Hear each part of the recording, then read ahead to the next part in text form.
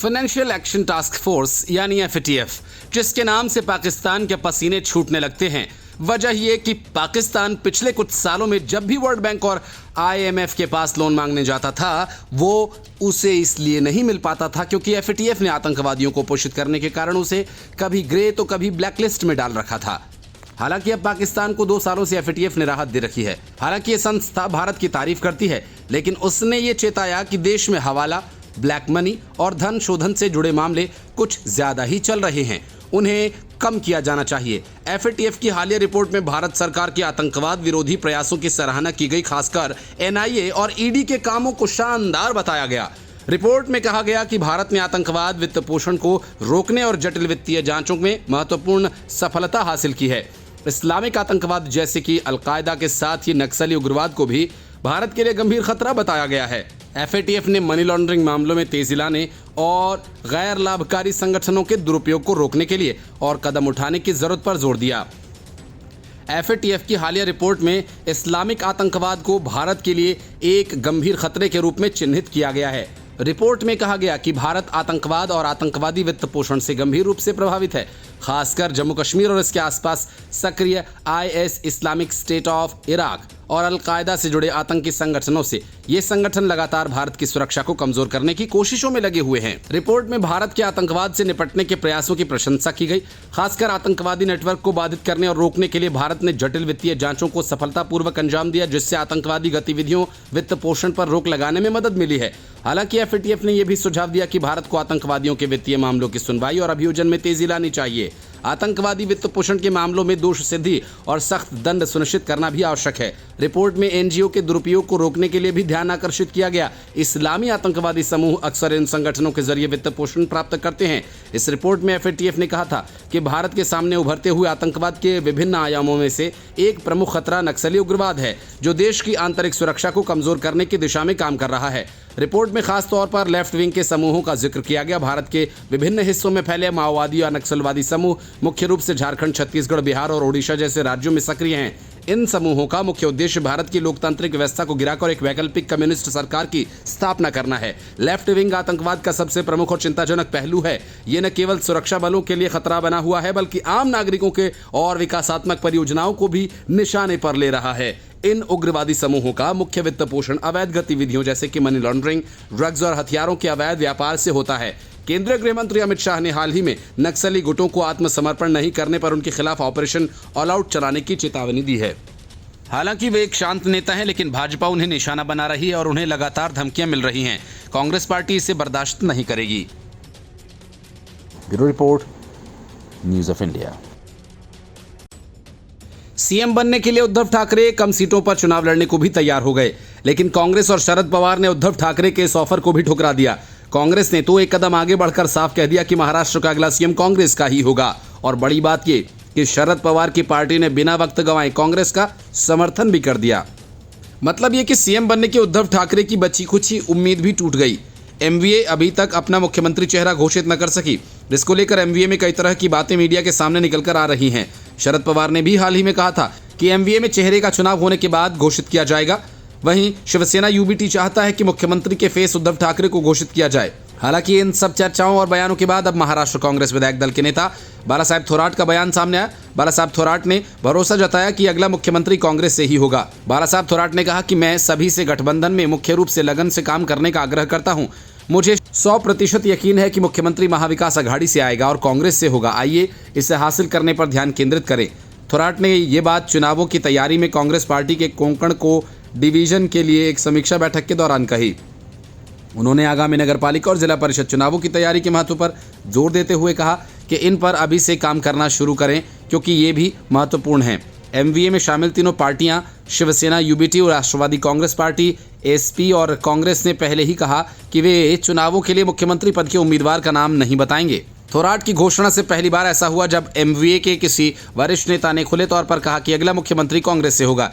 NCP, SP के वरिष्ठ नेता ने टिप्पणी की, थोराट के इस बयान में कुछ भी गलत नहीं, अगला CM MVA से होगा। इससे पहले बैठक में कांग्रेस के महाराष्ट्र प्रभारी रमेश चेन्निथला ने कहा कि लोकसभा में विपक्ष के नेता राहुल गांधी को सत्तारूढ़ पार्टी के एक सांसद विधायक और एक केंद्रीय मंत्री के द्वारा दी गई धमकियों को गंभीरता से लिया जाना चाहिए। राहुल गांधी की प्रतिष्ठा भारत और विदेश दोनों में काफ़ी बढ़ गई है। वे नरेंद्र मोदी और आरएसएस को सक्रिय रूप से चुनौती देने वाले एकमात्र नेता हैं जो भाजपा के लिए एक बड़ी चुनौती पेश कर रहे हैं। यही कारण है कि भाजपा और उसके सहयोगी लगातार धमकियां दे रहे हैं, लेकिन राहुल गांधी को इन धमकियों की चिंता नहीं। कांग्रेस ने पूरे राज्य में भाजपा नेताओं के खिलाफ विरोध प्रदर्शन आयोजित किया क्योंकि उन्होंने गांधी के खिलाफ भड़काऊ टिप्पणी की थी। महाराष्ट्र कांग्रेस प्रमुख नाना पटोले ने कहा कि जब केंद्र सरकार ने भय का माहौल बनाया हुआ है और राहुल गांधी ने देश का मूड बदलने और हमारे संविधान और लोकतंत्र की रक्षा करने के लिए 4000 किलोमीटर की यात्रा की। हालांकि वे एक शांत नेता हैं, लेकिन भाजपा उन्हें निशाना बना रही है और उन्हें लगातार धमकियां मिल रही हैं। कांग्रेस पार्टी इसे बर्दाश्त नहीं करेगी। सुप्रीम कोर्ट ने जैसे ही अरविंद केजरीवाल पर सीएम के तौर पर कोई काम करने पर रोक लगाते हुए अरविंद केजरीवाल को जमानत दे दी, वैसे ही केजरीवाल की नैतिकता जाग उठी। ये नैतिकता 177 दिन जेल में रहने और विपक्षी दलों द्वारा लानत मलानत करने के बावजूद नहीं जागी, लेकिन अब जागी तो केजरीवाल त्याग की मूर्ति बन बैठे। सीएम पद त्याग दिया और तमाम तरह की सुविधाओं को त्यागने के साथ शीश महल का भी त्याग करने की बात कह डाली। लेकिन सियासत के सबसे चालू आइटम केजरीवाल ने संजय सिंह और राघव चड्ढा को चुपके से इस काम पर लगा दिया कि वे दोनों उनके लिए नए बंगले का इंतजाम करवाएं। पहले संजय सिंह सामने आए और केजरीवाल की सुरक्षा का हवाला देते हुए केंद्र सरकार से केजरीवाल के लिए एक बंगले की मांग कर डाली। अब राघव चड्ढा भी पीछे से निकलकर सामने आए और एक तरह से केंद्र सरकार को धमकाते हुए केजरीवाल के लिए एक बंगले की मांग कर डाली। बड़ी बात यह कि केजरीवाल ने अब तक बंगले के लिए कोई आवेदन नहीं किया, लेकिन संजय सिंह और राघव चड्ढा उछल कूद मचाने लगे। राघव चड्ढा ने तो केंद्र सरकार को मुकदमेबाजी की धमकी देते हुए कह डाला कि उम्मीद है कि हमें इसके लिए कानूनी लड़ाई नहीं लड़नी पड़ेगी। केजरीवाल ने नैतिकता के आधार पर इस्तीफा देने का फैसला किया है और वो अपना सरकारी आवास छोड़ देंगे। मतलब कि अगर सरकार ने बिना आवेदन किए केजरीवाल को तश्तरी में रखकर बंगला आवंटित नहीं किया तो आम आदमी पार्टी कोर्ट का सहारा लेगी। केजरीवाल दिल्ली के सीएम पद से इस्तीफा दे चुके हैं। उन्होंने जल्द ही सीएम हाउस के साथ साथ दी गई सुरक्षा को भी छोड़ने की बात कही। ऐसे में अब आम आदमी पार्टी की तरफ से केंद्र सरकार से ये मांग की जा रही है कि अरविंद केजरीवाल को जल्द से जल्द नया सरकारी आवास दिया जाए। राघव चड्ढा ने दिल्ली के पूर्व सीएम के लिए ये डिमांड रखी। अब ये सवाल भी उठता है कि जब केजरीवाल सीएम पद से इस्तीफा दे चुके हैं तो फिर किस नियम के तहत नए बंगले की डिमांड की जा रही है। राघव चड्ढा ने अरविंद केजरीवाल के लिए नए घर की डिमांड चुनाव आयोग के एक नियम का हवाला देते हुए ही की है। कहा गया कि आम आदमी पार्टी एक नेशनल पार्टी है, अरविंद केजरीवाल एक राष्ट्रीय पार्टी के संयोजक हैं। ऐसे में वो केंद्र से इस हैसियत से नया बंगला लेने के हकदार हैं। राघव चड्ढा ने मीडिया से बातचीत करते हुए कहा कि हमारे राष्ट्रीय सचिव पंकज गुप्ता आज आवास विकास एवं शहरी मामलों के मंत्रालय के तहत संबंधित डायरेक्टर को पत्र लिख रहे हैं ताकि अरविंद केजरीवाल को जल्द से जल्द सरकारी आवास उपलब्ध करवाया जा सके। राघव चड्ढा का कहना है कि आम आदमी पार्टी देश में सबसे तेजी से बढ़ती राजनीतिक पार्टी है। कानून के अनुसार हमारे राष्ट्रीय अध्यक्ष को राष्ट्रीय राजधानी में सरकारी आवास दिया जाना चाहिए। हम सरकार से तो केजरीवाल जी को आवास देने का अनुरोध करते ही हैं और एक सांसद और कार्यकर्ता के तौर पर यह मेरा व्यक्तिगत अनुरोध है। कानून में इसका प्रावधान किया गया है ताकि राष्ट्रीय पार्टी के अध्यक्ष आगंतुकों से मिल सकें। राघव चड्ढा ने कहा कि दिल्ली में कुल 6 राष्ट्रीय राजनीतिक दल हैं। भाजपा, कांग्रेस, बसपा, सीएमपी, कम्युनिस्ट मार्क्सवादी पार्टी के अध्यक्षों को सरकारी आवास मुहैया करवाया गया है। देश की 6ठी राष्ट्रीय पार्टी आम आदमी पार्टी को भी जल्द से जल्द आवास मुहैया कराया जाना चाहिए। उन्होंने कहा ये सुविधा नहीं बल्कि साधन है। अरविंद केजरीवाल, राहुल गांधी, ममता बनर्जी जिस ईडी को पानी पी पी कर कोसते रहे, आज उसी ईडी की तारीफ की कसीदे दुनिया में पढ़े जा रहे हैं। आतंकवाद के खिलाफ बनी संस्था the financial action task force यानी FATF ने अपनी एक रिपोर्ट में भारत की जमकर तारीफ की। ये संस्था वैश्विक स्तर पर मनी लॉन्ड्रिंग और टेरर फंडिंग को रोकने का काम करती है। इसने भारत की मनी लॉन्ड्रिंग और आतंकवाद की वित्त पोषण रोधी प्रणाली की सराहना की। इसने अपनी रिपोर्ट में ईडी की कार्यवाहियों की जमकर तारीफ की। ईडी ने 2018 से अक्टूबर 2023 के बीच 16,537 करोड़ रुपए की संपत्ति जब्त की। FATF की ये रिपोर्ट इस अवधि की है। FATF ने कहा कि देश की प्रणालियां प्रभावी हैं, हालांकि इन मामलों में अभियोजन को मजबूत करने के लिए कुछ बड़े सुधारों की आवश्यकता है। इस संस्था ने 368 पेज की रिपोर्ट जून में आयोजित पूर्ण बैठक में मूल्यांकन को अपनाए जाने की जारी की है। FATF का मुख्यालय फ्रांस की राजधानी पेरिस में है। भारत के बारे में मनी लॉन्ड्रिंग और आतंकवाद के वित्त पोषण से निपटने की व्यवस्था की पिछली समीक्षा 2010 में प्रकाशित हुई थी। इस रिपोर्ट को जारी करने से पहले पिछले वर्ष नवंबर में FATF के विशेषज्ञों ने भारत का दौरा किया था। इसने देश को रेगुलर फॉलोअप श्रेणी में रखा है। ये वो श्रेणी है जो केवल 4 अन्य G20 देशों को प्राप्त है। जिस ED की तारीफ FATF कर रही है उसी को विपक्ष कोसता रहा है। अरविंद केजरीवाल और मनीष सिसोदिया ED से जुड़े मामलों में ही लंबे समय तक जेल में रहे। देश के कई अन्य नेता ED की कार्रवाई का शिकार हुए। ऐसे में विपक्ष आरोप लगाता है कि ED केवल विपक्ष के नेताओं को ही निशाना बना रही है। भारत का अगला मूल्यांकन 2031 में होगा। रिपोर्ट में कहा गया कि भारत ने धन शोधन निरोधक और आतंकवाद के वित्त पोषण निरोधक प्रणाली लागू की है जो कई मायनों में प्रभावी है। उसने हालांकि कहा कि धन शोधन और आतंकवाद के वित्त पोषण के मामलों में अभियोजन को मजबूत करने के लिए बड़े सुधार की आवश्यकता है। इसमें कहा गया कि आतंकवाद से जुड़ी गतिविधियों में NGO का इस्तेमाल न हो सके, इसके लिए सुधार की आवश्यकता है। रिपोर्ट में कहा गया कि भारत में मनी लॉन्ड्रिंग का मुख्य स्रोत देश के भीतर की अवैध गतिविधियां हैं। भारत के सामने कई तरह के आतंकवादी खतरे हैं। इनमें सबसे प्रमुख खतरा ISIL, ISIS, अल-कायदा जैसे संगठन हैं। रिपोर्ट में FATF की 40 अनुशंसाओं के अनुपालन के स्तर पर भारत की AML CFT प्रणाली की प्रभावशीलता के स्तर का विश्लेषण किया गया है। साथ ही ये सिफारिश की गई है कि कैसे प्रणाली को मजबूत बनाया जा सकता है।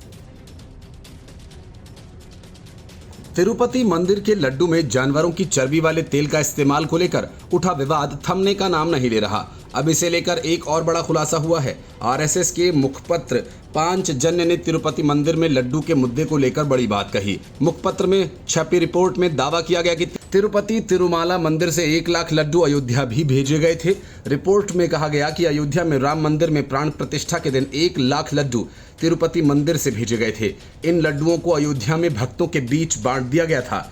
जांच में ये बात भी सामने आई थी कि तिरुपति मंदिर के प्रसाद में बीफ, सुअर की चर्बी और मछली का तेल मिलाया गया था और ये सब आंध्र प्रदेश की तत्कालीन जगनमोहन रेड्डी सरकार के कार्यकाल में हुआ था।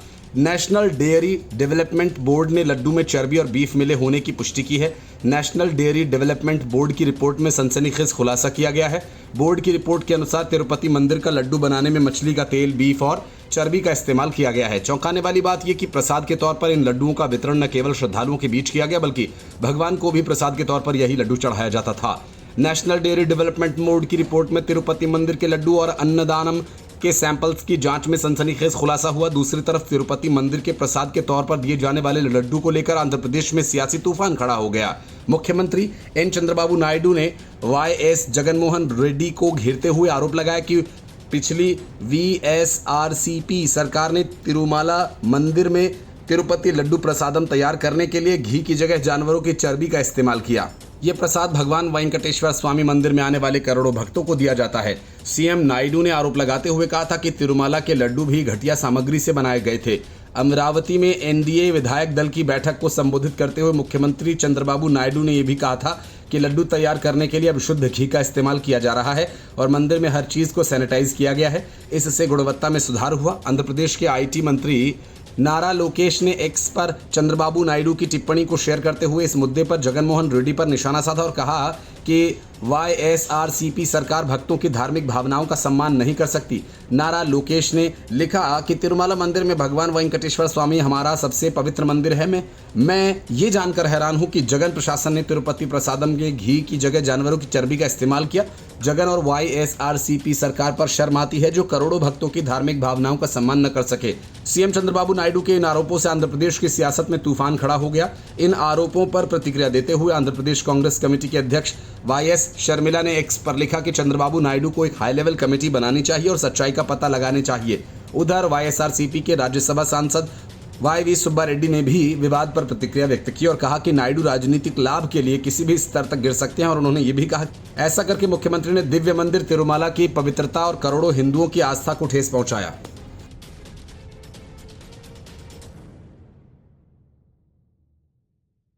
MVA में सीटों के बंटवारे को लेकर घमासान मचा हुआ है। कांग्रेस उद्धव ठाकरे से ज्यादा सीटें अपने लिए चाहती है। वजह लोकसभा चुनाव के नतीजे हैं जिसमें कम सीटों पर चुनाव लड़कर कांग्रेस ने उद्धव ठाकरे से ज्यादा सीटें हासिल की। शरद पवार ने भी शिवसेना यूबीटी से बेहतर प्रदर्शन किया।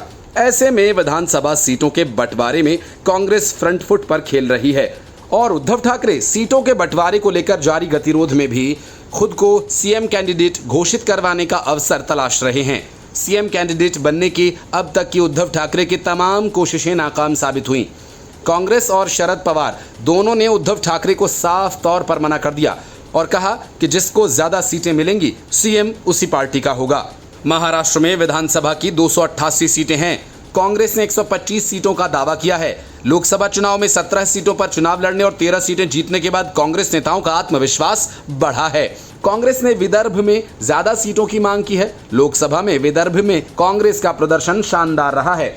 चूंकि कांग्रेस ने विदर्भ में 10 में से 5 सीटों पर जीत हासिल की है, इसलिए कांग्रेस विदर्भ में सीटें अधिक पाने पर जोर दे रही है। लोकसभा में अधिक सीटों पर चुनाव लड़ने वाली शिवसेना ने विधानसभा में भी सीटों के आवंटन में दबदबा बनाने की कोशिश की, लेकिन संभावना है कि ठाकरे गुट 95 सीटों पर समझौता कर लेगा।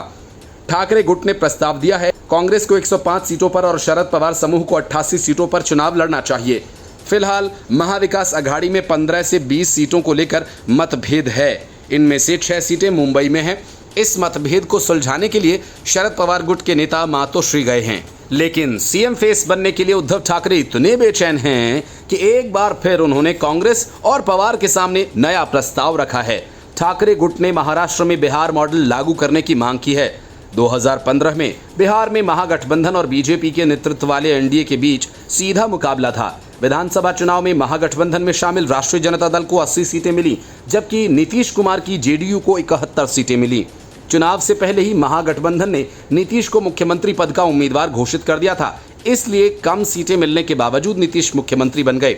अब उद्धव ठाकरे चाहते हैं कि महाराष्ट्र में भी इसी हिसाब से सीएम का फैसला किया जाए। शिवसेना यूबीटी को भले ही कम सीटें मिले, लेकिन सीएम उद्धव ठाकरे को ही बनाने की घोषणा की जाए। दरअसल बिहार में 2020 में विधानसभा चुनाव हुए, उस वक्त नीतीश कुमार की जेडीयू बीजेपी के साथ एनडीए में थी। विधानसभा चुनाव में जेडीयू को 43 और बीजेपी को 74 सीटें मिली। एनडीए में बीजेपी सबसे बड़ी पार्टी बनी, लेकिन एनडीए ने मुख्यमंत्री पद के चेहरे के तौर पर नीतीश के नाम की घोषणा कर दी थी, इसलिए 43 सीटें मिलने के बावजूद वे मुख्यमंत्री बन गए। ये बिहार पैटर्न है जो ठाकरे चाहते हैं कि महाराष्ट्र में भी लागू हो। साथ ही उद्धव ठाकरे गुट ने कहा है कि कांग्रेस को अधिक सीटों पर चुनाव लड़ना चाहिए, लेकिन ठाकरे की मांग है कि मुख्यमंत्री पद उद्धव सेना को दिया जाना चाहिए।